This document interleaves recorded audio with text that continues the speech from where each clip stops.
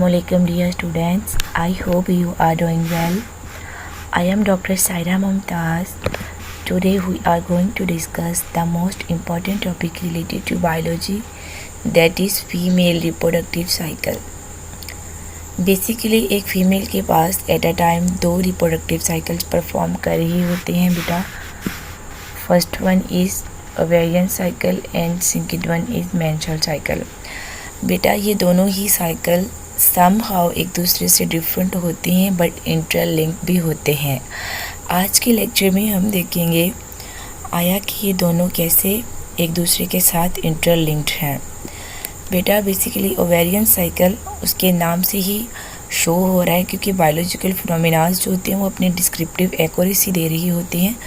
Majority of the words में उनके नाम से ही उनके मतलब का पता चल रहा होता है. जैसे कि ओवेरियन साइकिल मतलब कि ओवरी से रिलेटेड है. ओवेरियन साइकिल में हमने क्या करना है, ओवरी जो फीमेल की है उससे एग रिलीज़ करवाना है. और बेटा इस प्रोसेस को बोलते हैं ओवुलेशन. वो प्रोसेस जिसमें फीमेल की बॉडी से ओवरी से एग रिलीज़ हो रहा होता है, इस प्रोसेस को बोला जाता है ओवुलेशन. इस प्रोसेस को क्या बोलते हैं, ओवुलेशन. आज हम ये भी पढ़ेंगे फर्स्ट साइकिल ओवेरियन में कि कैसे ओवुलेशन होनी है. अगर ओवुलेशन हो गई है, एग रिलीज़ हो गया है, तो आगे फर्टिलाइजेशन कैसे होनी है. अगर फर्टिलाइजेशन हो जाती है तब क्या होता है, अगर फर्टिलाइजेशन नहीं होती तब क्या होता है. Then we will discuss related to menstrual cycle. Menstrual cycle बेटा क्या होता है, मेंस्ट्रुअल साइकिल जिसमें मेंस्ट्रुएशन हो रही होती है. फीमेल की body after every 28 days menstruation करती है, जिसमें यूट्रस की एंडोमेट्रियम की वॉल्स की ब्रेकडाउन होती है. ठीक है, हम आगे जाके ये भी पढ़ेंगे कि कौन सा हार्मोन है जिसका लेवल लो हो जाता है, जिसकी वजह से फीमेल की शेडिंग स्टार्ट हो जाती है. ठीक है, तो बेटा ये तमाम चीज़ें इन डिटेल पढ़ेंगे. देन वी विल डिस्कस कि ये दोनों जो साइकिल हैं ओवेरियन और मेंस्ट्रुअल, इन दोनों का ड्यूरेशन क्या होता है. तो बेटे इन दोनों का ड्यूरेशन 1 to 28 डेज़ तक होता है. और किस डे पे जाके ओवुलेशन होती है, at the day of 14th of the cycle. Cycle 28 days का ही हर फीमेल में होता है, बट हम इन डिटेल इंशाल्लाह जब आगे पढ़ेंगे डिसऑर्डर्स में, तो उसमें ये देखते हैं कि कैसे जब फीमेल का नॉर्मली अगर हम फीमेल की बात करें तो उसका मेंस्ट्रुएशन जो होता है 5 डेज़ तक ही रहता है. ठीक है, बट ये फीमेल टू फीमेल जो है वो बच्चे वेरी करता रहता है. कुछ फीमेल्स में 5 डेज़ से कम होता है, कुछ में 5 डेज़ से ज़्यादा होता है. ठीक है, अब जो दोनों साइकिल्स का ड्यूरेशन जो होता है 1 to 28 डेज़ तक होता है. और 14th को जाके ओवुलेशन हो जाती है. ओवुलेशन क्या था कि फ़ीमेल की ओवरी से जो क्या था एग रिलीज 14 डे पे हो जाता है. अब मैं भी आगे जाके पढ़ेंगे कि कैसे होता है, कौन सा हार्मोन जो होता है उसको करता है, इसके ओवुलेशन के प्रोसेस में हेल्प आउट करता है. फिर at the day of 10th जो है वो फॉलिकल्स मैच्योर हो जाए जिनसे एस्ट्रोजन रिमूव होता है. और एस्ट्रोजन कैसे हेल्प आउट करता है ओवुलेशन में ये भी देखेंगे. और बेटा उसके बाद एज़ यू नो कि the largest part of the brain hypothalamus होता है. और इस साइकिल को स्टार्ट करने का काम कौन करता है ये भी हम देखेंगे, क्योंकि हमें पता है कि ब्रेन हमारी बॉडी का कंट्रोल सेंटर है. जितने भी फंक्शंस हमारी बॉडी को, जितने भी रिस्पॉन्स मिलते हैं, हाइपोथैलेमस में मौजूद पिट्यूटरी ग्लैंड है वो हार्मोन रिलीज़ करता है. कोई भी उसे स्टिमुलस मिलता है वो हार्मोन रिलीज़ करता है. कोई एग्रेसिव का, कोई फियर का, कोई लव का, कोई खुशी का, कोई गमी का.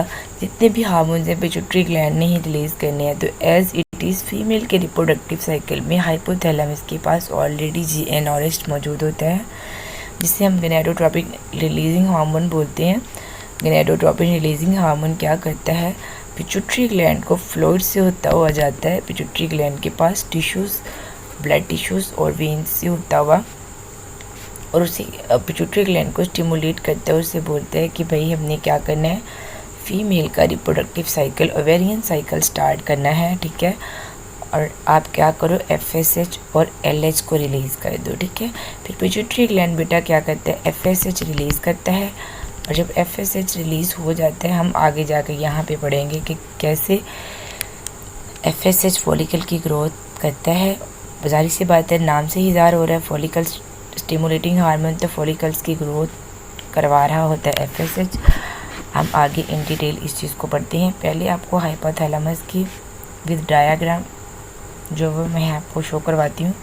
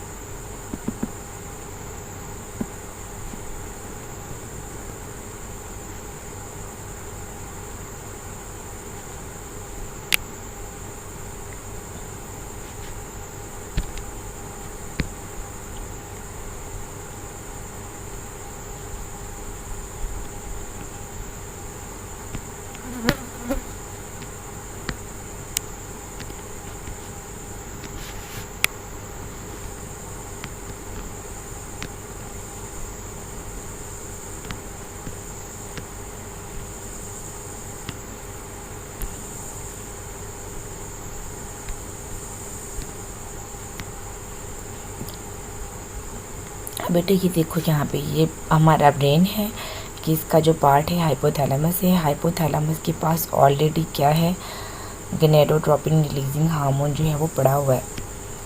इस हाइपोथैलेमस के पास ये देखिए, इस हाइपोथैलेमस के पास क्या है, GnRH ऑलरेडी मौजूद है। ये GnRH क्या करते हैं, हाइपोथैलेमस से पिट्यूटरी ग्लैंड के पास जाता है। ये पिट्यूटरी ग्लैंड है और क्या करता है, पिट्यूटरी ग्लैंड को कहता है कि आप क्या करो, FSH और LH को रिलीज़ करो।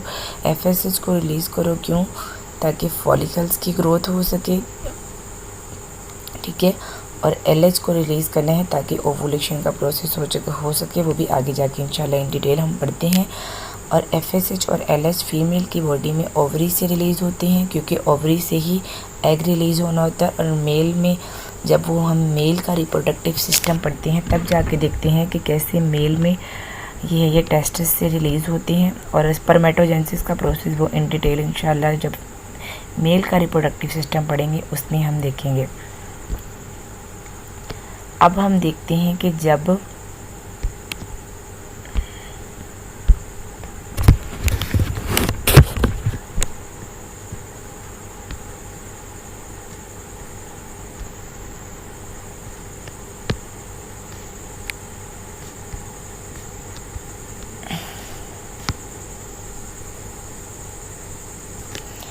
अब हम देखेंगे जब हमारा ये काम हो गया, FSH और LH बच्चे रिलीज़ हो गए, आगे जाके क्या प्रोसेस होगा, आगे जाके ये सारा ओवेरियन साइकिल यहाँ पे चलेगा। ये ओवेरियन साइकिल है, इसको हम इन डिटेल यहाँ से देखते हैं ये कैसे चलेगा।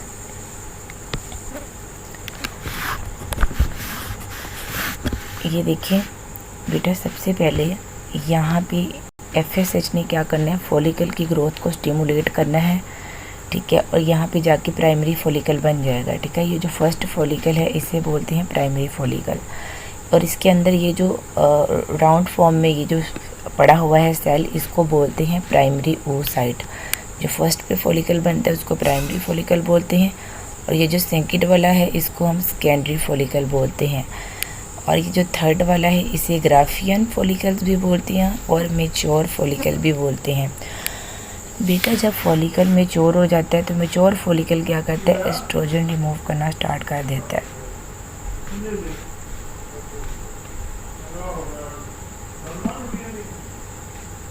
ठीक है। एस्ट्रोजन रिमूव करना स्टार्ट कर देता है।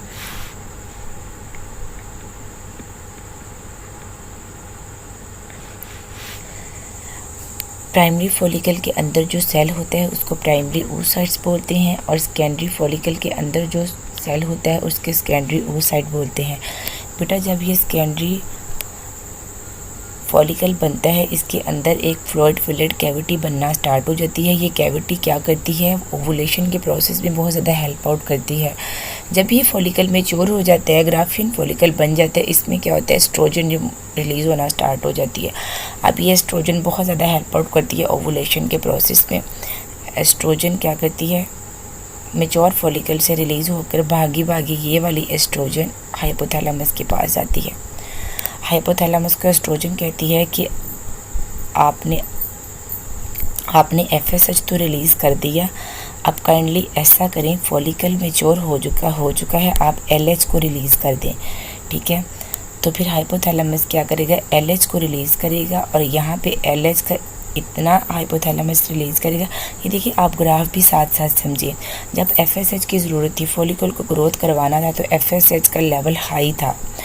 फिर जब जब ओवुलेशन का प्रोसेस होना था तो एस्ट्रोजन का लेवल हाई हो गया और साथ में LH का लेवल भी हाई हो गया, क्योंकि एस्ट्रोजन ने ही तो जाके हाइपोथैलेमस को स्टिमुलेट करना था कि आप LH को रिलीज़ करो। ठीक हो गया। अब LH का यहाँ पे बेटा सर्ज बन जाएगा और एट द डे ऑफ 14 क्या होगा, ओवुलेशन का प्रोसेस हो जाएगा। ओवुलेशन के प्रोसेस में क्या होगा कि ये जो मेच्योर फॉलिकल था ये वाला, ये यहाँ से रप्चर हो जाएगा और इससे एग, यहाँ से एग रिलीज़ हो जाएगा। ठीक है, ये वाला एग रिलीज़ हो गया। ये देखें, ये वाला ये एग यहाँ पे जब रिलीज़ हो जाएगा तो ये एग जो LH का सर्ज और कुछ प्रोटीएजेस एंजाइम्स, ठीक है, प्रोटीएजेस एंजाइम्स कौन से एंजाइम्स होते हैं, जो प्रोटीन रिलेटेड होते हैं। कुछ प्रोटीएजेस एंजाइम्स होते हैं, सर्ज ऑफ LH होता है और साथ में जो ये फ्लूइड फिलेट कैविटी थी, ये क्या करती है, एग को पॉपअप करती हैं। ये एग को बाहर जो है पॉपअप करने में हेल्प आउट करती हैं। अब सवाल ये पैदा होता है, एग तो रिलीज़ हो गया, ठीक, ओवुलेशन का प्रोसेस हो गया, लेकिन जो रिमेनिंग ये जो बचे जाने वाला ये पार्ट था, ये कहाँ पे गया, ये यहाँ पे आके बेटा कॉर्पस ल्यूटियम की शक्ल इख्तियार कर लेता है। ठीक है, ये क्या बन गया, कॉर्पस ल्यूटियम बन गया। और ये कॉर्पस ल्यूटियम क्या करेगा, प्रोजेस्टेरॉन रिलीज़ करेगा। ये देखिए, पहले FSH का लेवल हाई था, फिर एस्ट्रोजन का लेवल हाई हो गया, जब ओवुलेशन करवानी थी LH का लेवल हाई हो गया। अब LH की ज़रूरत नहीं रही तो क्या हुआ, अब LH लो होता जाएगा और कॉर्पस ल्यूटियम बन जाएगा, तब प्रोजेस्टेरॉन का लेवल जो है वो हाई होना स्टार्ट हो जाएगा।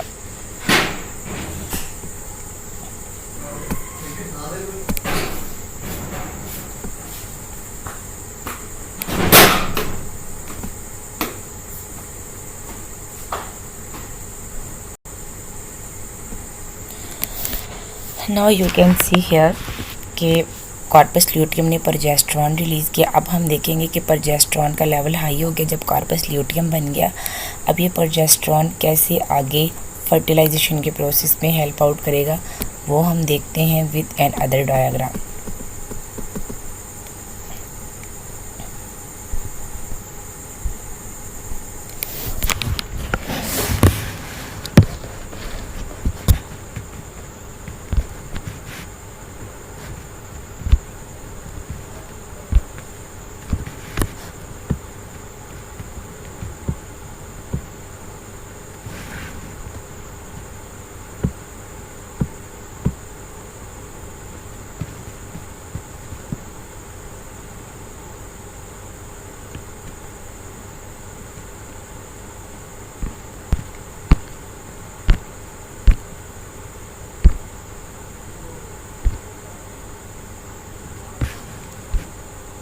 हम इसको इसके साथ लाइन कर देते हैं। ये देखो बेटा, मैंने इसको इसके साथ ही लगा दिया क्योंकि इसका काम ही इसके साथ है। अब ये देखें, ये वाला एग जो यहाँ पे रिलीज़ हुआ था, ठीक है, इस एग ने, इसको थोड़ा सा जूम आउट कर लेते हैं, ठीक है, इसके देखें, ये वाला एग जो यहाँ पे रिलीज़ हुआ था ओवुलेशन के प्रोसेस में, ये वाला, ठीक है, ये यहाँ पे आ जाएगा। ठीक है, यहाँ पे ये क्या है बेटा, ये क्या है, ये यूट्रस का स्ट्रक्चर है। ये सारा स्ट्रक्चर किसका है, यूट्रस का। ये यूट्रस, ठीक है, इसके अंदर अब फर्टिलाइजेशन का प्रोसेस कैसे होना है। ये वाला एग जो ओवुलेशन के प्रोसेस में रिलीज़ हुआ था, ये यहाँ पे आ जाएगा। यहाँ पे कुछ फ्लूइड पड़ा होगा, ये फ्लूइड यूट्रस के फिम्बरी के थ्रू इस एग को, या ये ओवरी है ना यूट्रस की, ये वाली ओवरी है, तो जाहिर सी बात है ओवरी से ही एग रिलीज़ हुआ। हमने ओवरी को इधर जूम करके देखा हुआ है, पूरा प्रोसेस ओवेरियन साइकिल का ओवरी के अंदर ही हो रहा था, तो इसको जूम करके देखा था हमने। अब ये एग यहाँ से क्या करेगा, इस फिम्बरी, ये वाली फिम्बरी है, ये पंजा लाइक स्ट्रक्चर है, ये एग इसके अंदर इंटर होगा और होता यहाँ पे रिजाइड कर लेगा। ये फ्लोपियन ट्यूब्स में यहाँ पे आ जाएगा, ये क्या है, फ्लोपियन ट्यूब्स हैं, ये वाली फ्लोपियन ट्यूब है। अब एग क्या करेगा, यहाँ पे फ्लोपियन ट्यूब्स में आ जाएगा। एग फ्लोपियन ट्यूब्स में यहाँ पे आ चुका।